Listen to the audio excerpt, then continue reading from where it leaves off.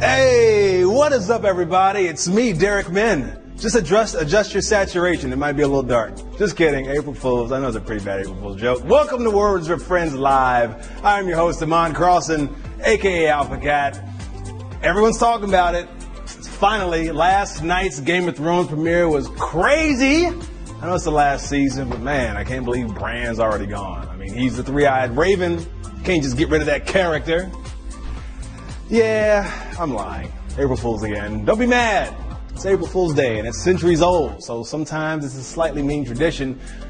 Let's just start over. Now, some of you might think we're still fooling you by starting 15 minutes late, but that is absolutely no joke. Our new start time is 6:15 p.m. on the West Coast and 9:15 on the East. Now, and that music you heard during the countdown was streamed live from the iHeartRadio app, because this is iHeartRadio Music Monday. Now, we are smack in the middle of our iHeart Play to Win sweepstakes. If you answer even one iHeart question of the day correctly tonight or next Monday on the 8th, you will automatically be entered into our special drawing for the iHeart Country Festival. Now, the winner will get 2 tickets to the festival in Austin, Texas on May 4th, airfare and hotel included. You can't write a sad country song about that because it's too good. So, Music Monday also means one of iHeart's amazing artists will drop in and ask you their favorite trivia question. Tonight, we've got country music duo Dan and Shay. Very, very quick game rule recap. I'll ask you 12 questions with 3 possible answers. You'll have 10 seconds to tap the correct answer. At 3 seconds left, you might feel your phone vibrate. Answer all 12 questions correctly, and you're going to take home a slice of today's jackpot of $2,500. Come get you some. We like to give away a green around here, so up to you to get it. Lastly, hook up to some solid Wi-Fi. Okay, are we ready? I believe that we are. So let's go ahead and play. Let's kick it off with question number 1. First, it's our very day appropriate Words with Friends word of the day. Question number 1, let's do it. What does tomfoolery mean? Much ado about nothing, dunking on a tom, or foolish or silly behavior? Tick, tick, tock, kicking it off nice and strong. Another word with tom in it is tomboy, which is defined as a girl who acts and dresses like a boy and likes noisy physical activities. Like, come on, guys, just because a girl can beat you in arm wrestling does not mean she's a tomboy or even wants to be a boy. It just means she can beat you in arm wrestling. And I, for one, am here for it. I'm also here for you guys. The correct answer is foolish or silly behavior. Tomfoolery comes from the Middle Ages word femme-folle, which was a name given to people thought to be of little intelligence. That's kind of mean. Now, when people do immature and dumb things, we just call it, I don't know, a fraternity. That's true. Show me the lie. Question number 2. Which is both a musical term and a baseball term? Contralto, pitch, or falsetto?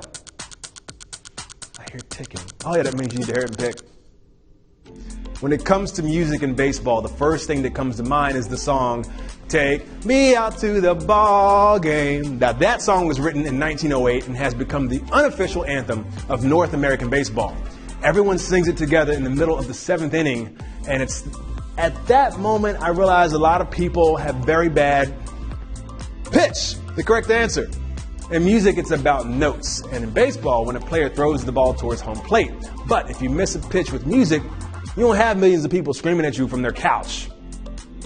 Unless it's American Idol, then you might, yeah. It happens then. If you got that answer wrong, do not worry about it. You can still hang out with us in spectator mode, which means for every question you answer correctly, you can win mystery boxes full of coins, power-ups, hindsight, word radar, and other cool stuff. Everyone feel better? Cool, because I know I do. Let's move on to question number 3. Who most famously sang the hit song The Twist? Voluptuous Backgammon, Portly Chess, or Chubby Checker? There's that darn ticking again. It's going to give you a little bit of anxiety. The Twist was a popular song that gave birth to the twist dance craze. The song reached number 1 on the Billboard Hot 100 in 1960 and then again in 1962. Now, the way that you do it, basically, is you just twist your body back and forth. You can't see it, but you got a little leg action going here. You know, you got to get into it. Now, twerking, on the other hand, I mean, not everyone can do that. It requires having some meat on your bones. You know who would have been good at twerking, actually? Chubby Checker. our correct answer. Not only did Chubby Checker start the dance, the twist dance craze, but he also popularized limbo rock.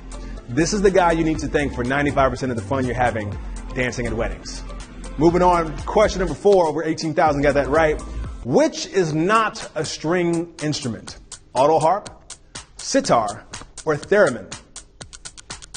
Let's do this, guys. I'm believing in you. You can get it right. And one of the earliest known string instruments ever created was the lyre, or lyre. You all know lyres or lyres. It's the guitar harp-looking instrument in medieval paintings that the person playing it always looks very unexcited about. Like, look, this guy hates playing it. I mean, she's rolling her eyes. She hates it. Everyone in this band hates the guy for playing it. And even the cat hates it. Like, the lyre was clearly the tambourine of the time. Who drew a cat playing a lyre? Like, why? It's hilarious, though. The correct answer is theremin, also known as a therminophone. This instrument is controlled without needing any physical contact by the person using it. In other words, it's the perfect musical instrument for germaphobes if you don't want to touch stuff. Holla at your boy. Question number 5. Within what genre are most of the works by the popular artist known as Wheezy? Mural, abstract, or rap?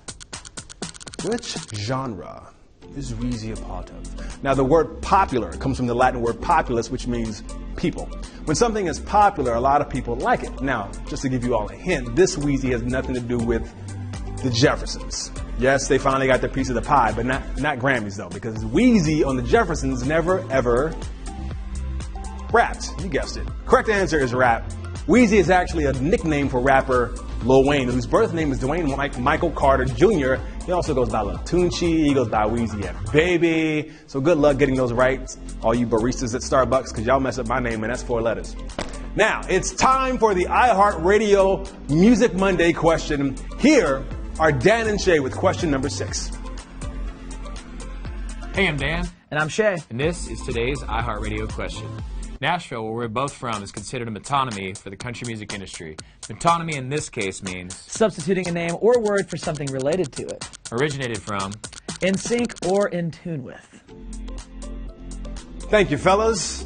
Country music can be traced back to the early 1900s to the fiddle players of the Appalachian Mountains. And in the early 1920s, the first recorded country record was made by fiddler Hank Robinson. Now, the album was recorded in New York City, which may not seem very country at first, but when you think about it, almost everyone that lived in the city had horses, so. I said horses? My bad, y'all. I meant rats. I'm talking about New York City, but it's not like that. The correct answer is substituting a name word for something related. Another example of metonymy is when someone says the word Hollywood. It means someone is in the entertainment industry. It also means that was a brutal question. Yes. You thought you were safe because I was gone for a little bit? Because I came back with a little bit of tan? This tan ain't going to stop me from hitting you with the brutal? Happens. But thank you, Dan and Shay. And to our players, tune in next Monday for your last chance to get in the drawing for the tickets to iHeart's Country Festival in Austin. Thank you, iHeartRadio. Moving on, halfway point to question number 7. Which is an instrument? Glaikit, pantomime, or violone? Glaikit, pantomime, or violone? A musical instrument is defined as an instrument created or adapted to make musical sounds. But the word instrument could also apply to medical instruments or surgical instruments. Obviously, these are not interchangeable with musical instruments because it'd be really odd during surgery to be like forceps, scalpel, drum set. What? The patient's heartbeat was just lit. I just want to get in on it. No? I could never be a doctor. I did used to be a drummer, though. The correct answer is violone. A violone is an early form of the double bass, which is the largest and lowest pitched bowed string instrument in the modern symphony orchestra. How impressive, you little bowed thing. It's the opposite of playing the world's smallest violin. You know when people do this. I hate that. You're telling a sob story and someone goes, I want to take that little violin and break it. Question number 8. Which song did Frank Sinatra not sing? I Knew I Loved You, Angel Eyes, or Strangers in the Night? Lord, I almost said Frank Ocean. I didn't know. I mean, I just did, but I didn't. Sinatra is one of the best-selling artists of all time. His nickname was Old Blue Eyes because, spoiler alert, he had blue eyes. Big old bright blue eyes. He became one of Las Vegas's best-known residency performers as part of the Rat Pack with Dean Martin, Peter Lawford, Joey Bishop, and Sammy Davis Jr. I practiced this earlier, and it's still a terrible Sammy Davis Jr. impression. Unfortunately, Frank is no longer with us, but his spirit lives on in our hearts and in every single karaoke bar there is. The correct answer, though, is I Knew I Loved You. Yes, I was naming the song, but I do love you guys. The song I Knew I Loved You is actually by a band called Savage Garden that came out in 1999. Although very successful, Savage Garden just gave you guys a brutal question. Oh my goodness, you should have known that, just some correlation between savage and brutal. I'm done. We're going to move on to question number 9. Who was married to the singer Blake Shelton from 2011 to 2015? Was it Miranda Lambert, Gwen Stefani, or was it Faith Hill? I have faith in you guys. You'll make it over this money hill. I don't know what that means. Now, not only is Blake Shelton a country music singer and a songwriter, he is also a television personality on the singing competition show The Voice. Blake has been married a total of 3 times. Makes you think he's just maybe getting into all these relationships and breakups just to have new song material. Who does he think he is? The Weeknd? I can't crack jokes on The Weeknd and Blake Shelton. They're both cooler than me, but I still like to give it a shot. The correct answer is Miranda Lambert. Blake Shelton is now dating big city rocker Gwen Stefani. She said the best part of dating a small town boy is that he's polite, he's down to earth, and he grows his own B-A-N-A-N-A-S. Did I spell it right? I can only spell banana when I sing the song. Question 10, almost there to the end, guys. Which is both a musical term and a parrying position in fencing? Bass, soprano, or octave? I think I just discovered another small pocket. My pocket got a pocket. Sorry, I got distracted. The word fence is a verb that means to fight with swords. Look, I don't care if it's a sport and that you can't really get hurt because the pointing end is blunt and it's so tame that rich English dudes play it right after having tea and crumpets. If you come at me with a sword, I'm going to call it, nah, don't do that. I ain't playing. The correct answer is octave. An octave is when the blade is down and to the right or outside. Related, if you accidentally whack someone with your blade hard enough in the pants, their voice will go up an octave also. Don't do it though. All right, guys, second to last question. Almost 2,000 people moving forward. When were the first Grammy Awards held? 1959, 1974, or 1964?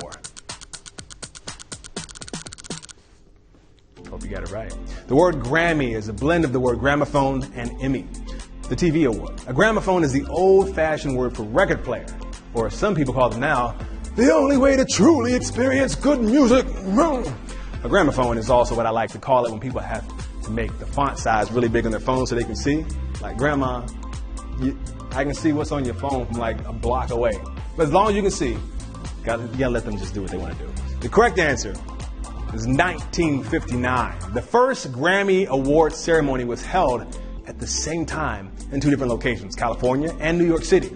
You know, if that happened now, J-Lo would somehow be at both. She's a busy woman. All right, guys, it is time for the last question of the day. Question 12 for all the money, for all the cheese, for all the queso, for all the pesos, for all the fromage, the cheddar, the ducats. Which person has won more Grammys? Quincy Jones, George Solti, or Stevie Wonder? Go. Get it right. Don't mess it up. Don't let me distract you, but I'll keep talking just because it's funny. But I want you guys to get it right, though. What? The Grammys are the second of the big 3 major music awards held annually and are considered by some to be the most prestigious awards to receive in the music industry. Some Grammy-nominated artists who have never won include Snoop Dogg, who has 16 nominations, Nicki Minaj has 10, Katy Perry has 13. That's a lot. That's still kind of like winning. But it's also a lot of times to have to lie and say, you know, it's really just an honor to be nominated. The correct answer is George Solti. Solti, an orchestral conductor, received 31 Grammys, while Quincy Jones has 28 and Stevie Wonder has 25. That is amazing. Now, did you make it through all 12 questions? Because if your answer is yes, Iman, I did, then you are getting some of our $2,500 jackpot. That's right. Hey, I'm proud of you. Let me, why don't you guys hit me with some funny names? Let's go ahead and do that. Congratulations to our 1,148 winners. We got Gino, we got Bo Ice, Nikita PP. There's a PP, y'all. I'm not saying that's bad. It literally says PP. Robert P. There's another P. Jordan B. Sean S. Tyler B. Quentin C. Roosevelt S. Astro gazing, that's pretty cool. I like to do that sometimes. Congratulations to you all, and please join us again tomorrow, 6:15 Pacific, 9:15 Eastern, because we're switching it up. We will make it comfortable, you know what I'm saying? So same new time, same place, same app, and same face, but a whole new stack of cash. Don't miss our next Music Monday. Take your last shot at those iHeart Country Festival tickets. I have been your host, Iman Crossan, a.k.a. Alpha Cat, and this has been Words with Friends Live. See you later. Oh, I missed you already.